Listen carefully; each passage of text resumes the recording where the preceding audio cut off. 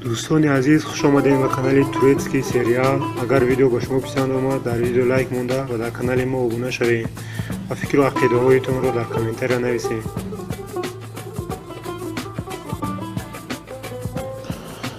دوستان، در ویدیو بیوگرافی پولاد الندور بسیاری از دوستان سوال های اخیره دادند. یعنی نویسند که پولاد الندور زنده است یا مرده، گفته سوال دادند. از این سبب ما تصمیم گرفتیم که در این ویدیو زنده یا مرده بودن پولاد الندور رو برای همه آشکار نماییم. دوستان، فکر نکنید که ما از پیش خود به شما معلومات نادرست میرسانیم.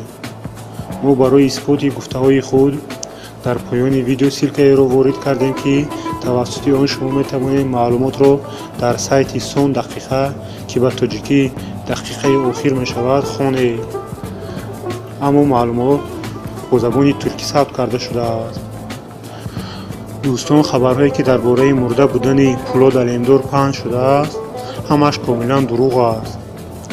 پولاد الندور یا درست‌تر گوییم نجات ششماز 3 نوامبر سال 2014 با ماشین авария میکند. بعد از авария او را فوراً به بیمارخانه میبرند. این صدمه در وقت نواربرداری سلسله فیلم دلینا و الکوزاپادنیا وادی گورگون دوم قسم 236 روی داده است. بر اثر این صدمه روی و دندانش آسیب می‌بیند. اما با نظر داشت اینها او بعد از چند روز برای ادامه سلسله فیلم وادی گورگون دوم به صحنه برمیگردد.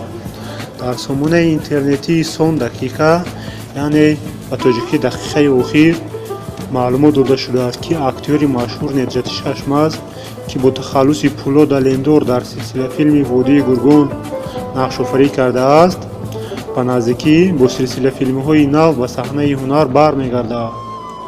این معلومات سنه 28 نوامبر سال 2018 ثبت کرده شده است.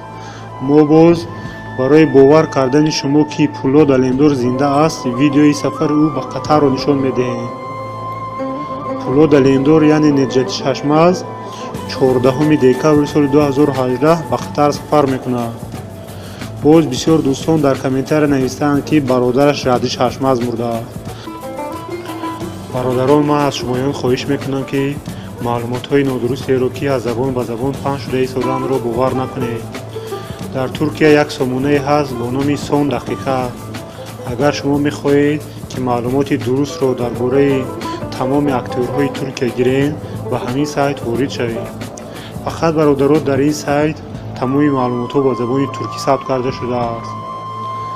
من همه اون معلومات هایی را که به شما رسانیدم از همین سامانه اینترنتی گرفتم و برادران من باوری دارم که شما این همه مهنت چند روزه ما رو به نظر گرفته در کانال ما ابونه شده در ویدیو لایک میمونید. اگر یگان اکتوری پسندیده دارین و میخواین در بارش معلومات گیرین پس نامش رو در کامنتر نویسین. باقی خدا نگهبان دوستان عزیز.